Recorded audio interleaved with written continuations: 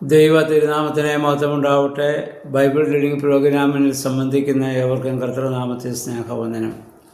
സംഖ്യാപുസ്തകം 3-ാം അധ്യായം. 3-ാം അധ്യായത്തിൽ അഹറോൻ്റെ പുത്രന്മാരെ കുറിച്ചാണ് ഇവിടെ പറയുക. അഹറോന് 4 മക്കളായിരുന്നുണ്ടായിരുന്നത്: നാദാബ്, അബീഹൂം, ഏലിയാസാർ, ഇത്താമാർ. ഇതിൽ ആദ്യ പുത്രന്മാരായിരുന്ന നാദാബും അബീഹൂമും സീനായി മലയിൽ വെച്ച് അവിശുദ്ധമായ അഗ്നി ദൈവസ്ഥനിൽ കൊണ്ടുവന്നതിൻ്റെ പരിണിത ഫലമായി അവർ മരിച്ചുപോയി. പിന്നെ ഇനി ബാക്കി ശേഷിക്കുന്നത് ഏലിയാസാറും ഇത്താമറുമാണ്.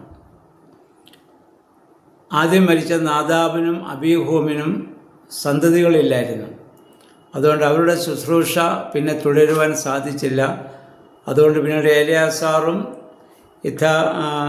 ഇത്താമറും പുരോഹിതന്മാരായി അവർ അഹറോൻ്റെ കാലത്ത് തന്നെ ദൈവികമായ ശുശ്രൂഷയിൽ അവർ അവിടെ ഏർപ്പെടുകയാണ്.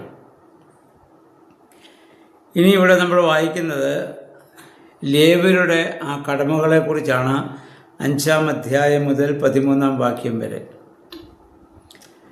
അവരെക്കുറിച്ച് പറയുന്ന ലേവ്യ ഗോത്രം മുഴുവൻ സമാഗമന കൂടാരത്തിൽ ദൈവികമായ ശുശ്രൂഷ അവർ ചെയ്യണം. അഹറോനെ ശുശ്രൂഷ കാര്യങ്ങളിൽ അവർ സഹായിക്കുകയും ചെയ്യണം. അവരങ്ങനെ ശുശ്രൂഷ ചെയ്യുമ്പോൾ അഹറോൻ സമൂഹത്തിനു വേണ്ടി സമാഗമന കൂടാരത്തിൻ്റെ വാതിക്കൽ അഹറോനും അവിടെ ശുശ്രൂഷ ചെയ്യണം. കൂടാരത്തിലെ സമാഗമന കൂടാരത്തിലെ എല്ലാ വസ്തുക്കളുടെയും മേൽനോട്ടം ഈ പുരോഹിതന്മാർക്കാണ്.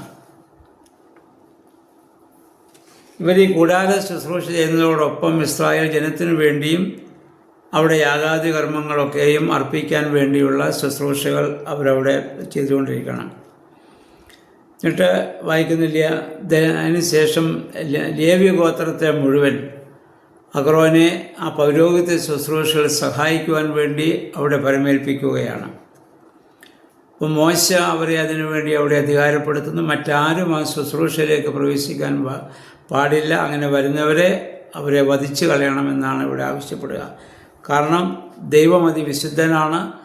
ദൈവത്താൽ തിരഞ്ഞെടുക്കപ്പെട്ട വിളിക്കപ്പെട്ടവരാണ് പൗരോഹിത്യത്തിലുള്ളവർ. അവർ ചെയ്യേണ്ട ശുശ്രൂഷ അവർക്ക് മാത്രമേ ചെയ്യാൻ സാധിക്കുകയുള്ളൂ എന്നുള്ളതാണ്. മറ്റാരും അത് ചെയ്യാൻ പാടില്ല എന്നാണ്. 11-ാം വാക്യത്തിൽ നമ്മൾ വരുമ്പോൾ യഹോവയായ ദൈവം പറയുന്നു, ഇസ്രായേലിലെ ആദ്യജാതന്മാർക്ക് പകരം ലേവ്യ ഗോത്രത്തെ മുഴുവൻ ഞാൻ ആദ്യജാതന്മാരായി സ്വീകരിക്കുകയാണ്. അപ്പം മനുഷ്യനായാലും മൃഗമായാലും പക്ഷികളായാലും കൃഷിവസ്തുക്കളായാലും എല്ലാത്തിൻ്റെയും ആദ്യഫലം യഹോവയ്ക്കുണ്ട് എന്നതിന് മുമ്പ് നമ്മൾ കണ്ടു. എന്നാൽ അങ്ങനെ ആ മനുഷ്യരുടെ കുട്ടികളെ യഹോവയ്ക്ക് സമർപ്പിക്കുന്നതിന് പകരം, ആദ്യജാതന്മാരെ സമർപ്പിക്കുന്നതിന് പകരം ലേവ്യ ഗോത്രത്തെ ഞാൻ ഈ 12 ഗോത്രങ്ങളിൽ ഇസ്രായേൽ സമൂഹത്തിന് മുഴുവനും വേണ്ടി ആദ്യജാതന്മാരായി ഞാൻ ഇവിടെ സ്വീകരിച്ചിരിക്കുന്നു എന്നാണ്. കാരണം കടിഞ്ഞൂലെല്ലാം യഹോവയ്ക്കുള്ളതാണ്, അവർ ദൈവത്തിന് സ്വന്തവുമാണ്. 14 മുതൽ 34 വാക്യങ്ങളിൽ ലേവ്യരുടെ ജനസംഖ്യ ഇവിടെ മോശയും അഹറോനും കൂടി അവിടെ എടുക്കുന്നതായി നമ്മൾ കാണുന്നു. അവരുടെ ഗോത്രവും കുടുംബവും അനുസരിച്ച് അവരുടെ എണ്ണം അവിടെ എടുക്കുകയാണ്. പിന്നീട് നമ്മൾ ലേവിയുടെ പുത്രന്മാരെ കുറിച്ച് പറയുന്നു. ഗർഷോൻ, കൊഹാത്ത്, മെറാറി.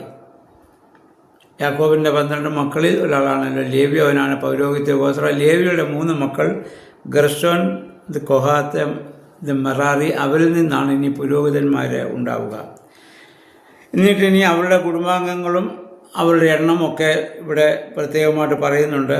അവരൊക്കെ സമാഗമന കൂടാരത്തിൽ ചെയ്യേണ്ട ജോലിയെക്കുറിച്ച് ഓരോ ഈ 3 മക്കളുടെയും അവരുടെ കുടുംബാംഗങ്ങൾ സമാഗമന കൂടാരത്തിൽ ഏതെല്ലാം വേലകൾ ചെയ്യണം, പ്രാകാരത്തിൽ ആര് ചെയ്യണം, വിശുദ്ധ സ്ഥലത്ത് ആര് അവിടെ പ്രവർത്തിക്കണം, അതിവിശുദ്ധ സ്ഥലത്ത് ആര് അവിടെ ശുശ്രൂഷ ചെയ്യണം, ഈ കാര്യങ്ങളൊക്കെ വളരെ കൃത്യമായി ഓരോ മക്കളുടെയും അവരുടെ ആ തലമുറയിൽപ്പെടുന്നവർ എന്താണ് ചെയ്യേണ്ടതെന്നുള്ള വ്യക്തമായ വിശദീകരണം ഇവിടെ നൽകുന്നതായി നമ്മൾ വായിക്കുന്നുണ്ട്.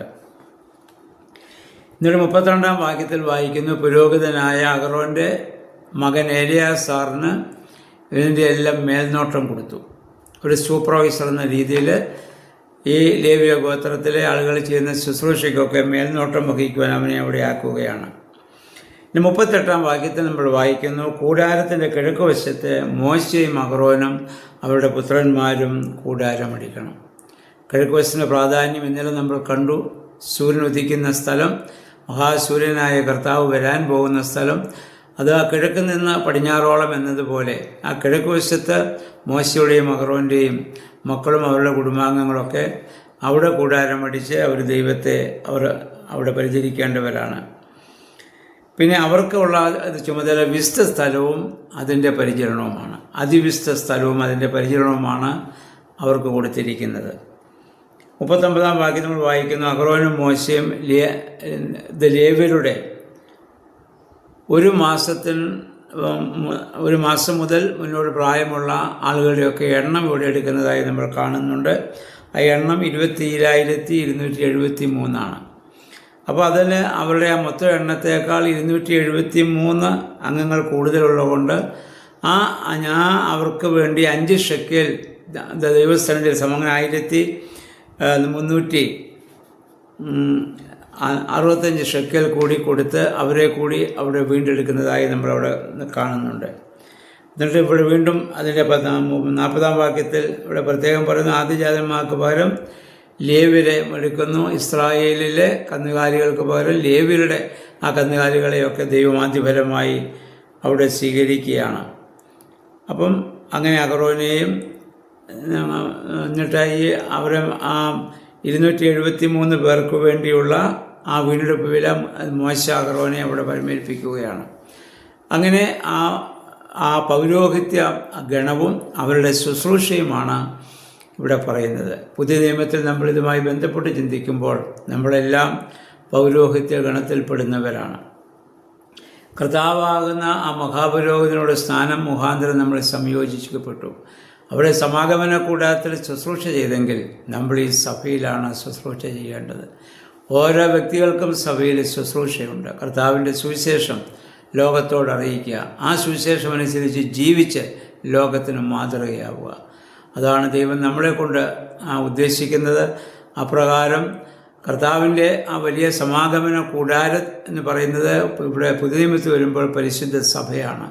ആ സഭാ ശുശ്രൂഷകരാണ് നമ്മൾ. ദൈവത്തിൻ്റെ പ്രതിനിധികളായി നമ്മൾ സഭയിൽ ശുശ്രൂഷിക്കേണ്ടതാണ്. അതിൽ ആ മോശയ്ക്കും അഹ്റോനും ഉള്ളതുപോലെ ശുശ്രൂഷ പൗരോഹിത്യം നൽകപ്പെട്ടവരാണ്. വൈദികരോ അല്ലെ പട്ടക്കാരോ മേൽപ്പട്ടക്കാരോ ബാക്കി എല്ലാ വിശ്വാസികളും ആ ലേവ്യ ഗോത്രം പോലെ ആ സഭാഗാത്രത്തിൻ്റെ ശുശ്രൂഷകരായി അതുമായി ബന്ധപ്പെട്ട കാര്യങ്ങളിൽ നമ്മൾ പ്രവർത്തിക്കേണ്ടവരാണ്. അതുകൊണ്ടാണ് ഈ ലോക ജനതയിൽ നിന്ന് ഒരു സമൂഹത്തെ ദൈവം തിരഞ്ഞെടുത്തത്. അപ്പോൾ ആ ദൈവഹിതപ്രകാരം ഈ ഭൂമിയിൽ ജീവിക്കുവാനും പ്രവർത്തിക്കുവാനും പരിശുദ്ധാത്മാവിൻ്റെ പ്രേരണ നമുക്കുണ്ടാകണം, ശക്തി നമുക്കുണ്ടാകണം. ആ പരിശുദ്ധാത്മാവിന് നമ്മെ തന്നെ പൂർണ്ണമായി സമർപ്പിച്ച് ജീവിക്കുവാനും പ്രവർത്തിക്കുവാനും നമുക്ക് ഇത് ശ്രമിക്കാം. ദൈവം അതിന് നമ്മെ സഹായിക്കുമാറാകട്ടെ. എല്ലാവർക്കും നല്ലൊരു ശുഭദിനം ആശംസിക്കുന്നു.